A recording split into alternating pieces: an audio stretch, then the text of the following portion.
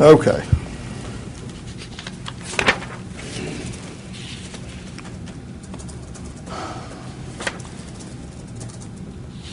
Now, your daughter, during the time that your granddaughter was missing, came into the house while you were there, is that right? On one occasion, yes, I can think of. Okay, and you, at that point in time, attempted to go into the trunk of her car, is that right? I'm not going to answer that. And she blocked you from getting into the car? I'm not going to answer that. Okay, on what grounds? That's part of a criminal investigation, so it has nothing to do with the civil matter here. So any questions that I would ask you about that incident you won't tell us about? It's our position that this is videotaped. There will immediately be copies given out to the media. All of this affects the criminal investigation that's ongoing, as well as her right to a fair trial. So anything that has to do with Zainaida Gonzalez and the defamation suit, he wants to answer on point, correctly, and accurate as possible.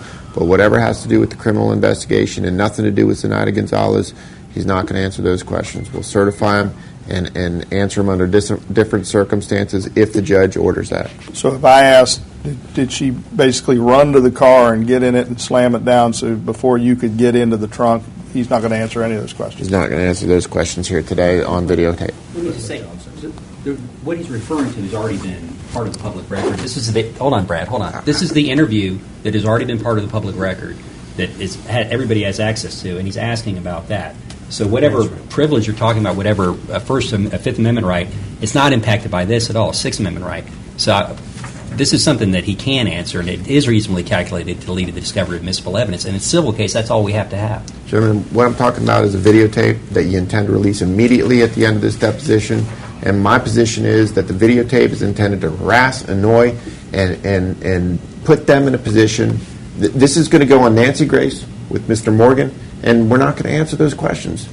I mean, if you've got it, you've got it. He's given his answers under oath to law enforcement, and I don't think it's relevant to your civil suit. It's not under oath. Let's stop. Look, we're trying to do it once. It's not going to happen. Let's just let him take the position. But it wasn't under oath, Brad. That's the difference. Yeah, well, some of this was. The fact of the matter is, we all know something under oath in a statement somewhere else isn't the same as getting it into a civil case under oath. It's apples and oranges. It's not the same. I can't walk into court and use a statement in another case. You take it through a deposition. You bring it into this case. We all know it. You're taking your client down an erroneous path, but I can't stop you. If you're not going to answer, you're not going to answer. Mr. Benedict, it's got nothing to do with the defamation case.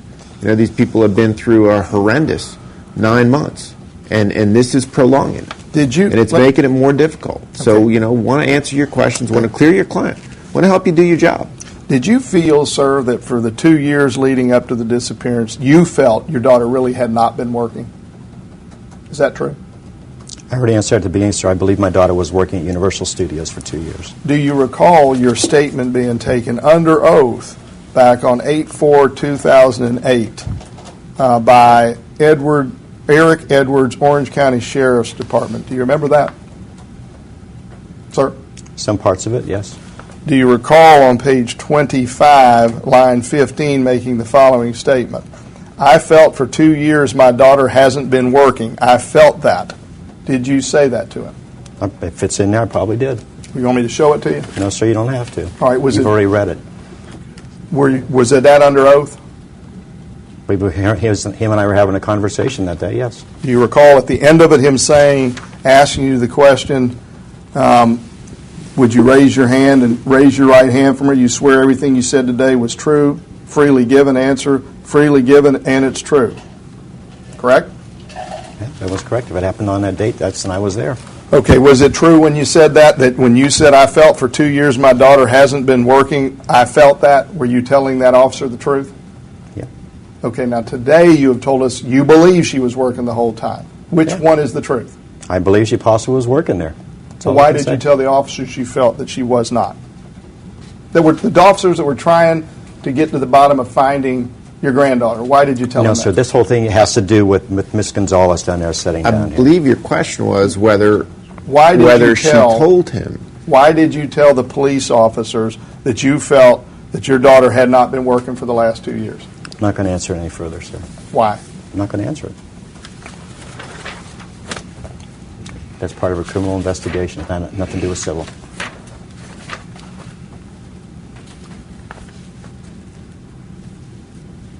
Was there an incident where the ladder was missing, was up on the outside pool that you have, the out-of-ground pool that you have? Brad, And you- I'm not answering and any. your wife- I have to get up and go, Brad. Just wait a second. Just And let you- him let him ask the question. And you okay? and your wife had a discussion about that subject, and you had concern in your mind that potentially your daughter had been in there with your granddaughter and something could have happened. I'm not answering that. It's a conversation between the husband and wife, Mr. Mitnick. Well, it's waived when it's given to a third party. We'll just take it to the judge. So you will not answer about concerns that potentially some harm could have come to your granddaughter in that pool with your daughter. Nope, not here today. I'm not, no. We got 2 minutes of tape.